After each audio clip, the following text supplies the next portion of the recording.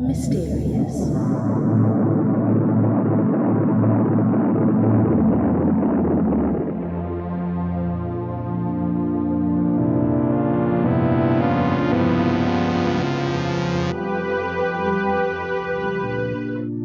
Mysterialis.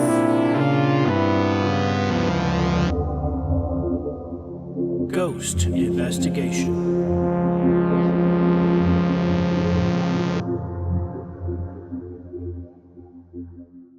Thank you for watching.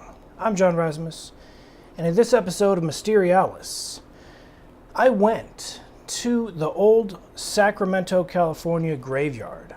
It's a very cool graveyard, very well kept, open to the public park, and I had my mail meter looking for anything unusual. I didn't want to be disrespectful to the people who passed away there or any loved ones that might be visiting.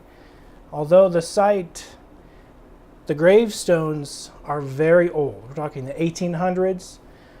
There's a few probably more modern ones, but I primarily wanted to check out the older part, which is most of the entire cemetery. So I had my mail meter. I'm walking around. I don't notice anything unusual. The spikes are very, very low, if any. 0.0, 0.1, 2, 3, 4, 5. A 0.5 spike isn't that big a deal. It doesn't really mean much of anything. So I went from crypt to crypt, tombstone to tombstone, until I came across a tree in an area which happened to spike on the mail meter considerably.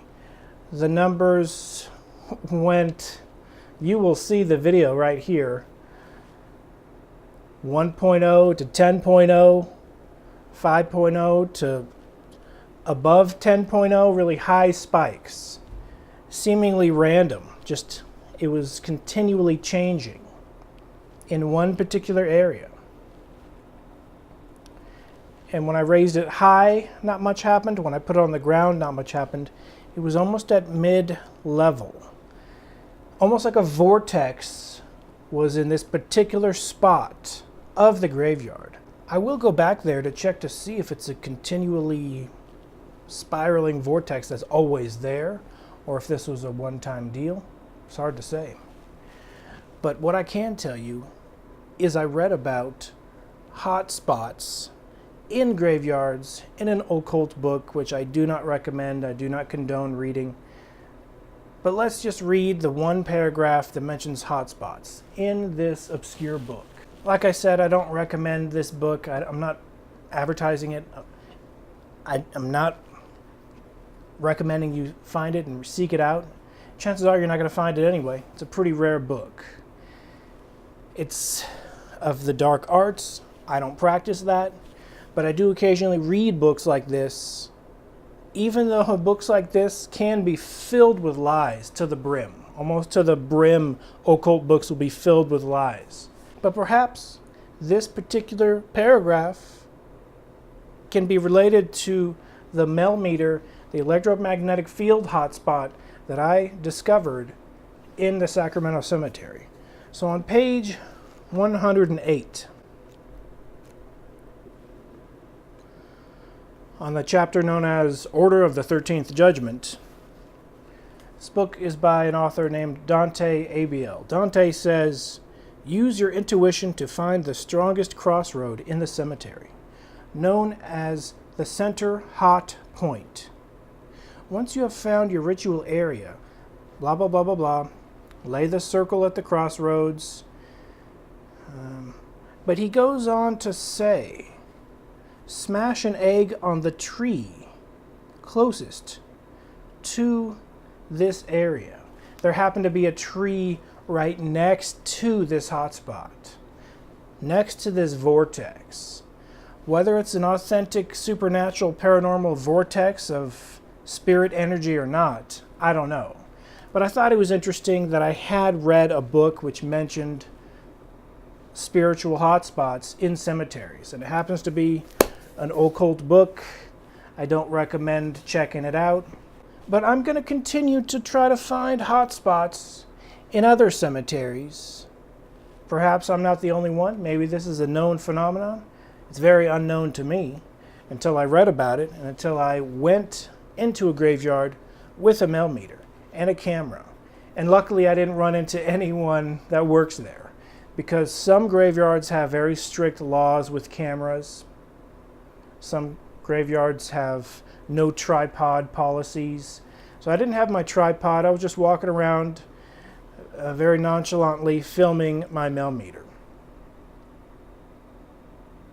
I used the footage of this particular gravestone for the intro to this show. It's a very cool tombstone with the hand pointing upward. The hand points up, and to me that means when we pass on, we go up into a higher dimension. I don't think humans hang out at graveyards after they die. Perhaps for a few seconds, few minutes, few hours during the ceremony of their death, being celebrated, their life from their family and loved ones. But after that, I don't think human spirits hang out at graveyards. I think we ascend, like this tombstone shows, a finger pointing upwards, perhaps not into a conventional heaven, but a higher dimension. In my opinion, human spirits don't hang out at graveyards. Perhaps they look down when a loved one visits the grave, most definitely, but 24/7 hanging out? Is illogical. So why would graveyards be haunted? I think there are certain entities that are attracted to the death of humans. These entities hate humans. These entities are negative, most definitely. Which is why you will hear of certain groups bothering grave sites. According to occult legend, there's even a hot spot in every human graveyard. And it has nothing to do with spirits or ghosts of departed loved ones. It has to do with negative entities. And more commonly known as demons. Very scary subject. But I'm here just to read the millimeter. We're at a 0.1. No big spikes yet. Nothing big. 5.5. I do believe there is life after death. I do believe in human spirits having consciousness. But I don't believe they hang out in this lower area very long, if at all. There's a common belief among many religions that the spirit lingers for 3 days. After that, they ascend to this higher dimension, and there's virtually no contact at all. David Bowie's song Lazarus mentions he dropped his cell phone down below because he dropped his ability to communicate with the earthly things, with humans, with mortals.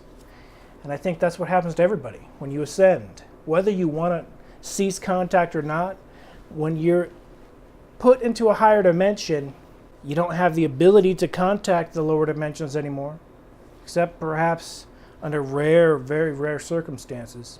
But you also perhaps are of an ascended mindset where earthly things don't matter anymore, because you will know that those lower people you may want to contact, you can just wait. Just wait for them to reach those spheres of existence where they pass on and you can see them again. I do believe higher dimensions exist.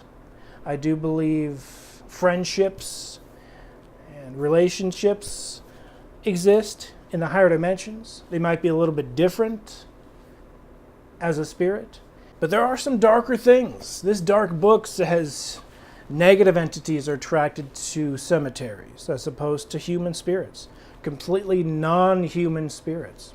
I do not recommend hanging out at cemeteries at night. There are a lot of negative rituals concerning cemeteries in this book, but as long as you have great respect for the dead and you don't disturb the area, you don't dig anything up, you don't mess with anything, I think the spirits of the dead will respect you as long as you respect them. I know there are a lot of Native American beliefs, but they ascend across many different cultures. Simply respect the bones of the dead, the remnants, the land where they're buried. Respect it. Until next time, I'm going to continue to investigate ghosts.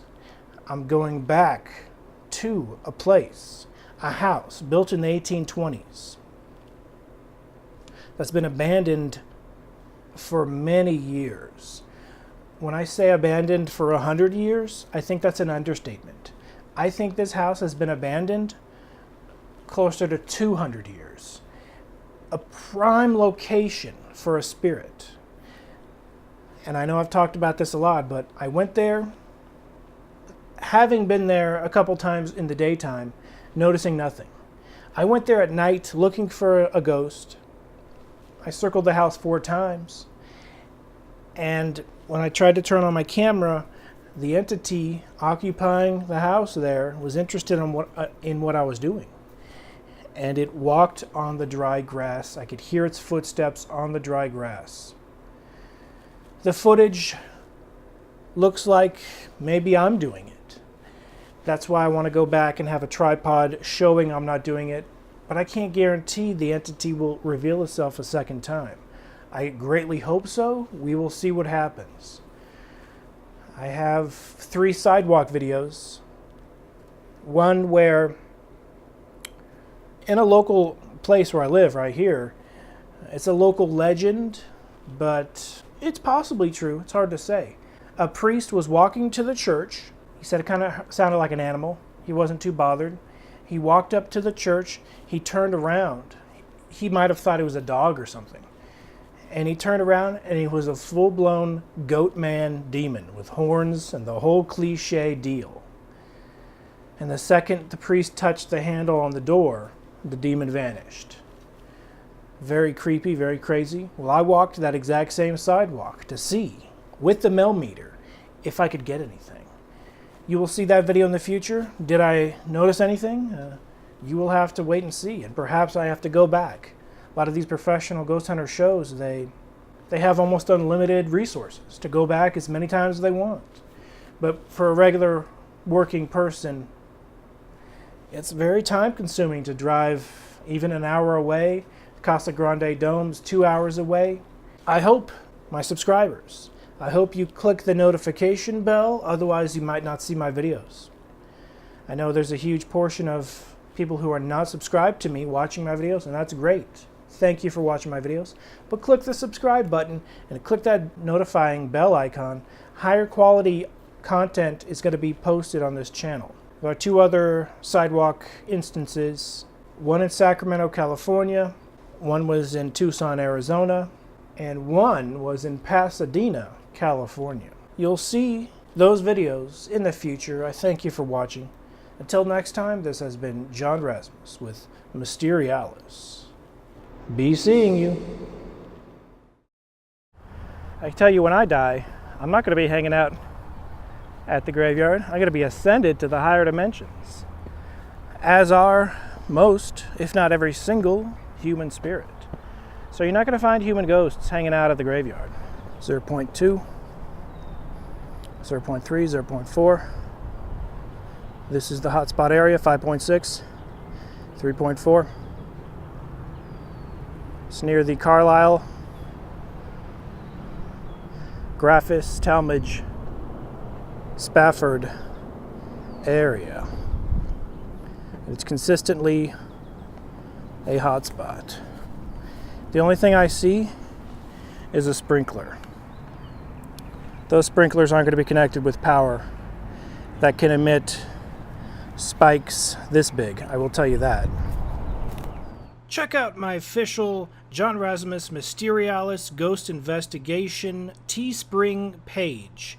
New t-shirts in stock. They support me going out and investigating new locations. A big shout out to Nikki and the other people who have ordered official Mysterialis t-shirts. These t-shirts support the show, and just check them out. I'm going to be wearing them in new future episodes of Mysterialis.